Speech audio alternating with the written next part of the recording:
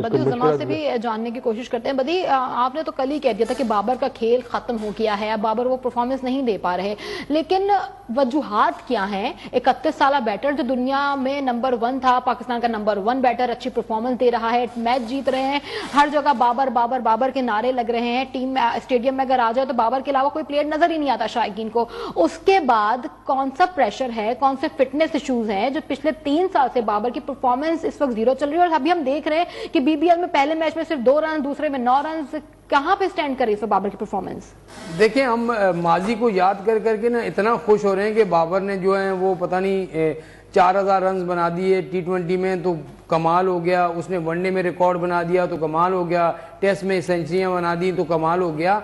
माजी जब आपका गुजर जाता है, जब आप हाल में रह रहे होते हैं, तो आपकी हाल की परफॉर्मेंस जो है वो जो है मैटर करती है। क्योंकि मैं बाबर के खिलाफ नहीं हूं, मैं बाबर की उस बात कर रहा हूं कि बाबर की जो क्लास थी, बाबर जिस तरह से बैटिंग करता था, बाबर के जिस तरीके की लोग दीवाने थे, वो चीज अब बाबर में पिछले 3 साल से हमें नजर नहीं आई। ये बात आप सब को मानना पड़ेगी कि वैसी क्लास नहीं है। लेकिन रीजंस क्या है? हम यहाँ रीजन मैं बता रहा हूँ ना आपको, मैं आपको रीजन बता रहा हूँ। आप देखिए ना, रीजन ये मैं बता रहा हूँ। आप बिग बैच देख लें, बाबर बाबर बाबर स्टैंड बना दें, इससे लोग खुश। पाकिस्तान में मैच करा दें, यहाँ पर बाबर के पोस्टर ले आएंगे, बाबर बाबर बाबर के नारे लगाएं, इस पे ही लोग खुश। बाबर 15 रन बना के जा रहा है तो इस पे कोई बात नहीं कर रहा। बाबर 19 रन बना के जा रहा है तो उस पर कोई बात नहीं कर रहा। बाबर 0 पे आउट हो रहा है तो उस पर कोई बात नहीं कर रहा। भाईजान, आपको पाकिस्तान टीम को जितवाना है, पाकिस्तान टीम के लिए परफॉर्मेंस देनी है। जो आपने कर दिया, बेहतरीन किया, मैं मानता हूं आपने बहुत अच्छा किया, लेकिन अब जो है आपकी जरूरत है।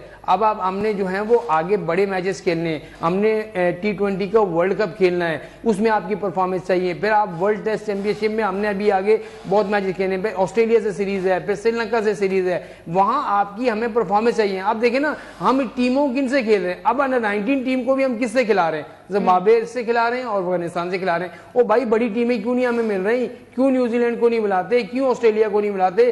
क्यों इंग्लैंड को नहीं बुलाते? इनसे बुला के इनको खेलें, ताकि इन खिलाड़ियों में तजर्बा तो हो कि वो टीमें कैसे खेलती हैं, हम कैसे खेल रहे हैं। हमारी सीनियर टीम हो वो इन्हीं टीमों से खेलती है, हमारी जूनियर टीम हो वो इन्हीं टीमों से खेलती है, हमारी वेमेंस टीम हो वो भी इन्हीं तीनों टीमों को बना के खेल लेती है। ओ भाई, हमें क्रिकेट अगर बेहतरी करनी है तो बेहतरी की तरफ जाना पड़ेगा, बड़ी टीमों से मुकाबला करना होगा।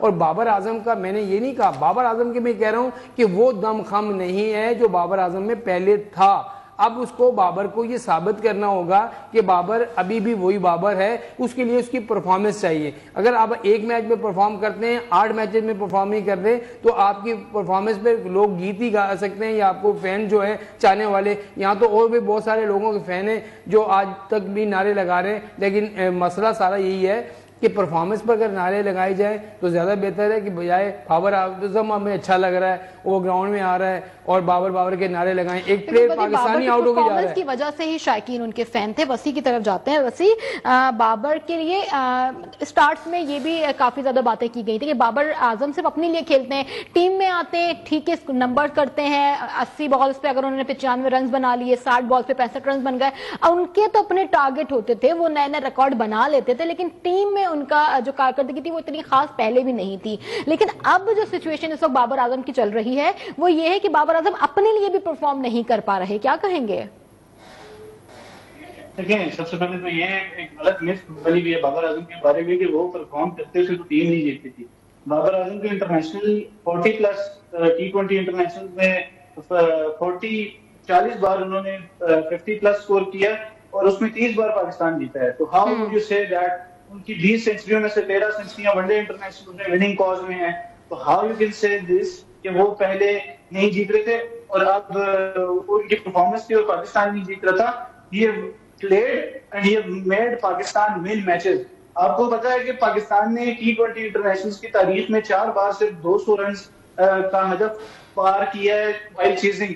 3 बार बाबर आजम ने उसमें 50+ स्कोर किया है, 2 में 100 किया है। तो हाउ कैन यू से दिस के बाबर आजम परफॉर्म नहीं करते थे? That's a past. अब हमारा सवाल है वो ये, कल भी हमारी यही बात हो रही थी और आज भी मैं यही बात करूंगा कि अगर आप परफॉर्म नहीं कर पा रहे जैसे कि अभी बाबर आजम नहीं कर पा रहे, तो वो टीम में रहने का हक नहीं रखते। आप ठीक है, आप उन्हें निकाल देंगे, सिद्धि सिक्सर्स भी निकाल दे, पाकिस्तान टीम निकाल दे, बट ये कहना कि वो पहले जो उनकी परफॉर्मेंसेज हैं उन्हें पाकिस्तान ने नहीं जिताया, ये चीज नहीं कहनी चाहिए। दूसरी चीज ये है कि अब बाबर आजम, ये जो मसला खड़ा हुआ है कि वो किस तरह एक Babar Azam, the technique that he had, और वो टेक्निकली सबसे करेक्ट प्लेयर थे पाकिस्तान के, सब कुछ था, तो क्या चेंज हुआ? वो ये चीज चेंज हुई है कि हमारे जो कुछ तज्जियाकार जो बैठे हैं, कुछ फॉर्मर क्रिकेटर्स, और उन्हें मैं लेजेंड्स कहता हूँ, लेजेंड्स बैठे हैं, स्ट्राइक रेट इस चीज में बाबर आजम को यहां तक पहुंचाया है। अगर आप रानी उनकी जो क्रिकेट है उसको देखें ना, तो पहले वो जो क्रिकेट खेलते थे, अब सिडनी में जो 2 मैचेस में बिग बैश में वो आउट हुए हैं, वो हुक शॉट खेलते आउट हुए हैं, लेकिन वो शॉट आप इसीलिए खेलते हो कि आपको चौका छक्का ये चाहिए होता है।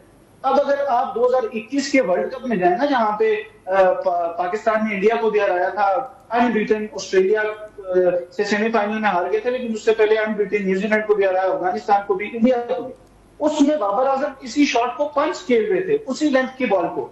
लेकिन जब उनके जहन में ये डाला गया कि आपने अपनी क्रिकेट को चेंज करना है, देखें कुछ क्रिकेटर्स होते हैं जो वो 360 वाला वो करते हैं कि आपने रिवर्स स्वीप भी खेलनी है, स्कूप शॉट भी खेलनी है, but Babar Azam was never this player. Babar Azam जब भी खेलते हैं टेक्स्ट बुक क्रिकेट खेलते हैं, लेकिन आप देखें हर बंदे की एक स्ट्रॉन्ग पोजीशन होती है, स्ट्रॉन्ग चीज होती है, और उससे जब आप उसे हटाते हो और अपनी चीजें इंडक्ट करते हो, तो फिर वो ना अपनी स्ट्रॉन्ग चीजों पर रहता है और ना ही जो उसे और चीजें मिली हैं उससे रहता है, वो फिर आधा चीटर आधा बटेर हो जाता है। और बाबर आजम के साथ भी यही हुआ है। मैंने आज से पहले भी एक बात इसी शो में, आपके शो में ये बात की थी कि जब वो पिंडी स्टेडियम में, मैं वो मैच लाइव देख रहा था, जब वो आउट हुए, he was forcing the shot. आप बाबर आजम और टाइमिंग, इन दोनों चीजों को रिलेट करते हो कि बाबर आजम की बहुत अच्छी टाइमिंग है, वो टाइमिंग के साथ स्ट्रोक खेलते हैं, एक्स्ट्रा कवर खेलेंगे, ऑन ड्राइव खेलेंगे, ऑफ ड्राइव खेलेंगे, स्ट्रेट ड्राइव खेलेंगे, फुल शॉट अच्छी है। लेकिन जब वो हुक करने जाते हैं और नए बॉल के साथ, फिर जब आप ऑस्ट्रेलिया में जाते हो, वहां पे बाउंसी पिचेस हैं, तो वहां पे जब आप प्रॉब्लम वहां पे होता है कि जहां पे बाउंसी पिचेस हो, तेज बॉल हो, लेकिन उसके लिए आप यही है ना कि आप जब अपनी बेसिक्स से हटेंगे, इधर उधर होंगे, तो फिर ये चीज होगी कि आपको फिर ना रन होंगे, ना आपसे शॉट्स लगेंगे। और बैट्समैन के पास तो एक मौका होता है गलती का, एक गलत शॉट खेला, आउट हो गया, दैट्स इट।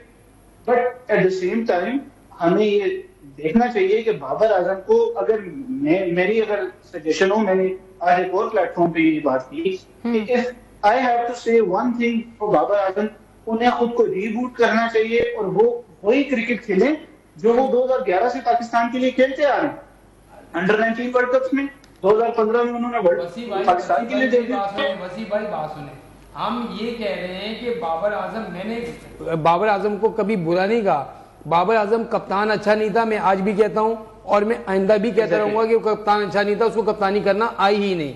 और दूसरा, जब बैटिंग बहुत अच्छी करता था, हर फॉर्मेट में उसने अच्छी बैटिंग की है, लेकिन हम ये बात कर रहे हैं कि पिछले 3 साल से अब तक उसकी परफॉर्मेंस में वो दमखम नहीं है। अगर आप बाबर को वापस टीम में लेकर आगे T20 से निकाला था आपने, तो फिर रिजवान का क्या कसूर है कि उसको आपने बाहर रखा हुआ है? असल में यही 5-6 प्लेयर जो हैं पाकिस्तान टीम के इर्द गिर्द घूम रहे हैं, इन्हीं को वापस लाया जाता है। आप खुद देख लें, आप क्रिकेट को कवर करते हैं और मुझसे अच्छा कवर करते हैं, लेकिन आप मुझे बताएं कि ये 6-7 प्लेयर, कभी हमने इनका नाम रखा हुआ था रोटी गैंग, आपको मालूम है नहीं है?